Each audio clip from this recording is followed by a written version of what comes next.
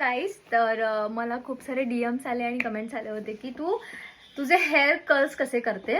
ही machine आहे, मी या मशीनने केलेत. आणि सो मी ऑलरेडी थोडंसं लाईक स्ट्रेटनर फिरवलं हेअरवरून, कारण ते खूपच ड्राय झाले होते म्हणून मी असं पार्टिशन करून घेतलंय. सो मी मागच्या हेअरपासून सुरुवात करते.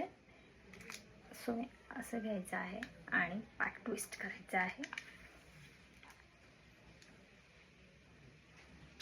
आणि स्लोली खाली सोडायचे.